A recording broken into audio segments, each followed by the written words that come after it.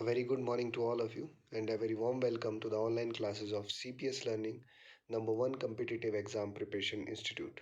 If you are an aspirant who is preparing for government exams like UPSC, HAS, Allied Services, Banking, SSC, and many other entrance exams like CAT, MAT, TGT, and PGT, then enroll for career pathway and feel the real difference by yourself. Now let's move towards the most important current affairs of 11th of April 2022, and here are some important topics we are going to discuss in our today's session. These are monetary policy and GDP of India in 2023 and 2024, state in news, World Health Day, financial news, and International Booker's Prize. Here it is question number first on your screen now. The Asian development bank, जिसे ADO के नाम से भी हम short form में जानते हैं, इसने 2022 में अभी जो है एक प्रिडिक्शन की है कि 2023 और 2024 का जो ईयर रहेगा उसमें भारत की जो एस्टिमेटेड ग्रोथ रेट है यानी जीडीपी है वो किस दर से आगे बढ़ने वाली है, ये हमसे क्वेश्चन में पूछा गया है। तो इन्होंने 2022 और 2023 से 2024 के बीच में दोनों जो फाइनेंशियल ईयर्स हैं उनकी जो है जीडीपी ग्रोथ रेट प्रिडिक्ट की है, और 2023 से 24 के बीच में ये प्रिडिक्शन इन्होंने की है 8% की रेट से जो है ग्रो करेगी। और अगर बात करते हैं 2022 और 23 की, तो ये 7.5% की रेट से ग्रो करने का इन्होंने एस्टिमेशन लगाया है। आइए जानते हैं इसके बारे में एग्ज़ाम प्रोस्पेक्ट से important points. Manila based Asian development bank, जी हाँ, मनीला में जो है हेडक्वार्टर है एशियन डेवलपमेंट बैंक एडीबी का, recently released its flagship Asian development outlook ADO 2022। इन्होंने जो है रिसेंटली ही एक फ्लैगशिप जो इनका प्रोजेक्ट है जिसको एशियन डेवलपमेंट आउटलुक नाम दिया गया उसको लॉन्च किया। It projected South Asia's largest economy India to grow by 7.5% in the current financial year. इसने जो है करंट फाइनेंशियल ईयर जो 2022 से 23 है उसमें प्रिडिक्ट किया है कि साउथ ईस्ट एशिया की जो सबसे बड़ी इकोनॉमी है वो साल 2022 से 23 के बीच में 7.5% की दर से ग्रो करेगी। And also in the next year 2023 to 2024 it is estimated to grow by 8%. It also estimated a 7% collective growth for south Asian का इकनॉमीज़ इन 2022 2022 में, एज जो साउथ एशियन कंट्रीज़ हैं यदि उन सभी की हम कलेक्टिवली बात करें तो ये जो है ऑलमोस्ट 7% की दर से ग्रो करेंगी। South Asia compromises Afghanistan, Bangladesh, Bhutan, India, Maldives, Nepal, Pakistan and Sri Lanka. जी हाँ, साउथ एशियन कंट्रीज़ जिनको हम काउंट करते हैं इस जीडीपी के अंडर, उनमें ये कंट्रीज़ आते हैं जैसे अफ़गानिस्तान है, बांग्लादेश है, भूटान है, भारत, मालदीव्स, नेपाल, पाकिस्तान और श्रीलंका। बढ़ते हैं अगले क्वेश्चन की तरफ। What is the theme of world's health day in 2022? जी हाँ, इस वर्ष जो हमने वर्ल्ड हेल्थ डे मनाया उसकी थीम क्या थी, ये हमसे क्वेश्चन में पूछा गया है। और ये यूनाइटेड नेशंस के द्वारा 1948 से हमने स्टार्ट किया था, यानी पहली बार इसको 1948 में हमने सेलिब्रेट करना शुरू किया था। और वर्ल्ड हेल्थ डे जो है हम हर वर्ष 7 अप्रैल को जो है सेलिब्रेट करते हैं। और इस बार जो थीम थी वर्ल्ड हेल्थ डे की वो थी वन प्लेनेट आवर हेल्थ। जी हाँ, our planet our health is the theme of world health day 2022। April 7 is observed as World Health Day to celebrate the creation of World Health Organization।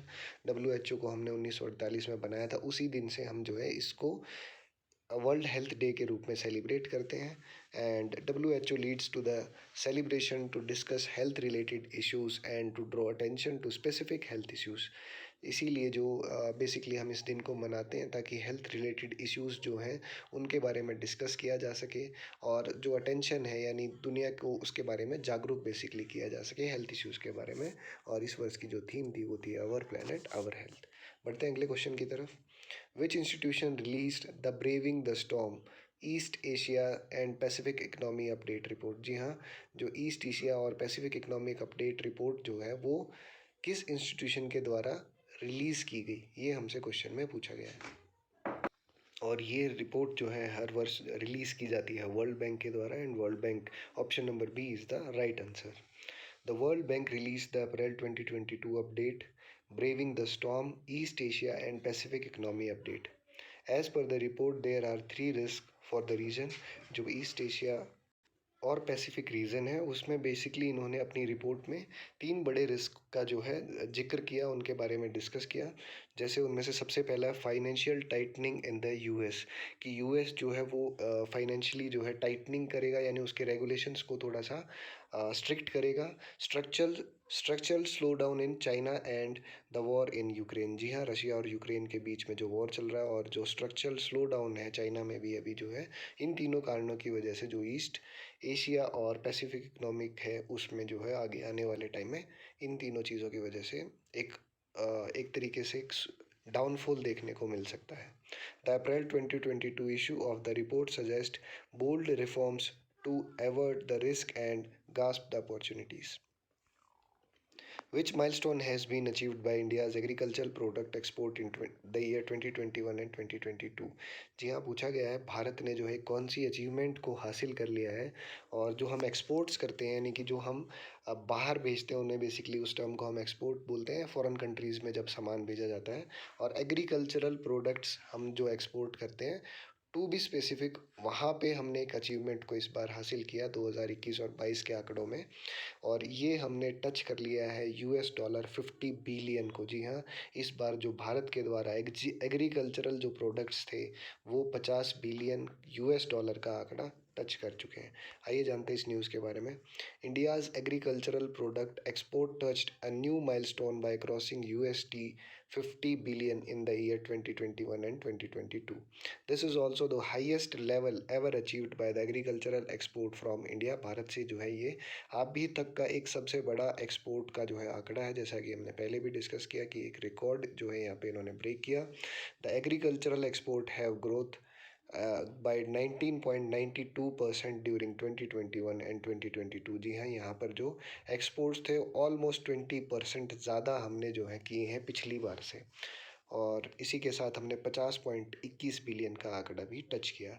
The data the highest ever exports have been achieved for the staples like rice which is almost 10 billion, wheat $2 billion and sugar one of them is 4.6 billion. यानी जो इसमें सबसे बड़े जो shipments थे वो जो है इन्हीं तीन और चार चीज़ों के थे। जैसे राइस यहाँ पे सिर्फ इसमें जो है $10 बिलियन कैरी करता है। 50 बिलियन में से सिर्फ राइस हमने जो है 1/5 ही एक्सपोर्ट, मतलब जितना भी हम सामान एक्सपोर्ट कर रहे थे एग्रीकल्चरल में, उसमें से 1/5 अकेले सिर्फ राइस कैरी करता है। 2 billion wheat and 4.6 billion sugar. The one health framework has been launched as a pilot project of which state? जी हाँ, किस स्टेट ने जो है वन हेल्थ फ्रेमवर्क जो पायलट प्रोजेक्ट है, यानी पायलट प्रोजेक्ट एक ऐसा प्रोजेक्ट होता है जो एक लार्ज स्केल से पहले एक छोटे एरिया में जो है उसको टेस्ट करके देखा जाता है, तो ये करने जा रही है उत्तराखंड की जो है राज्य सरकार। आइए जानते हैं इस प्रोजेक्ट के बारे में। The Department of Animal and Husbandry Dairy has launched a pilot project in the state of Uttarakhand to implement the One Health framework by One Health Sport Unit. The key objective of the unit is to develop a national One Health roadmap based on the learning of pilot project implementation। यानी कि यहाँ पे जो छोटे project को run किया जाएगा उससे काफ़ी सारी चीज़ों को यहाँ पे एक तरीके से रिसर्च की जाएगी कि इनको बड़े स्केल पे जब करेंगे तो इनको कैसे इम्प्लीमेंट किया जाएगा। Inter ministerial one health committee under the chairmanship of principal scientific adviser to the government of India has been established to lead the implementation of the One Health and Support Unit. Which of the following novel has become the first Hindi language work of fiction to be shortlisted for the prestigious International Booker's Prize? जी हाँ, किस भारतीय novel writing जो एक पहली ऐसी novel है जो हिंदी में लिखी गई थी, और ये साइंस फिक्शन बेस्ड, मतलब एक फिक्शन बेस्ड है जो बुक है, और इसे जो है शॉर्ट लिस्ट किया गया है पहली बार इंटरनेशनल बुकर्स प्राइज़ अवार्ड के लिए, और ये बुक है टॉम्ब ऑफ सैंड। जी हाँ, option number C, tomb of sand is the right answer. In the history of the international bookers prize the novel tomb of sand authored by Geetanjali Shree, जी हाँ, इनके द्वारा जो है ये बुक के ऑथर हैं Geetanjali ji, and has become the first Hindi language work of fiction to be shortlisted for the prestigious literary prize, जिसे हम बुकर्स प्राइज के नाम से भी जानते हैं। The University of Grants Commission will establish Bhima Bhoy chairs at the University of Delhi. Which of the following philosophy related with Bhima Bhoy? जी हाँ, तो क्वेश्चन में बेसिकली हमसे पूछा गया है कि जो यूनिवर्सिटी ग्रांट कमीशन है वो एस्टेब्लिश करने जा रही है भीमा भोई चेयर्स जो है यूनिवर्सिटी ऑफ दिल्ली में। और ये जो फिलोसफी है ये भीमा भोई किस से रिलेट करती है ये हमसे पूछा गया है। एंड बेसिकली ये एक बहुत ही फेमस उड़िया पोइट थे और ये फॉलो करते थे बेसिकली महिमा धर्म को। और इसी वजह से ये जो अनुयायी थे महिमा फिलोसफी के, और जो राइट आंसर है वो option number D Mahima philosophy. आइए जानते हैं इनके बारे में। Bhima Bhoi the 19th century saint point, ये एक जो है साधु थे, कवि एक तरीके से, ऑफ उड़ीसा, उड़ीसा से जो है ये बिलोंग करते थे। पॉपुलरली रेफर्ड टू एज संत कवि, इनको जो है संत कवि के नाम से जो है पॉपुलरली जाना जाता था। And was an ardent proponent of महिमा धर्म, जी हाँ महिमा धर्म को ये जो है अनुयायी थे, इनका पालन करते थे। And played a stellar role in rekindling the cultural and literacy consequences in the state. बढ़ते हैं अगले क्वेश्चन की तरफ। As per the RBI monetary policy, 8th April 2022, RBI projected India's GDP forecast for fiscal year 23 at what percent? जी हाँ, RBI के द्वारा भी जो है उसकी मॉनेटरी पॉलिसी में हर वर्ष जो है प्रोजेक्ट किया जाता है जीडीपी ग्रोथ का, जो किस रेट से हम ग्रो करने वाले हैं। तो पूछा गया आरबीआई ने 2023 के लिए जो भारत के लिए एक्सपेक्टेड जीडीपी ग्रोथ है वो कितने परसेंट बताई है। और इससे पहले जो है आरबीआई के द्वारा प्रोजेक्ट किया जा रहा था कि 2023 में इंडियन इकोनॉमी 7.8% की रेट से ग्रो करेगी, जिसे अब जो है लोअर कर दिया गया है।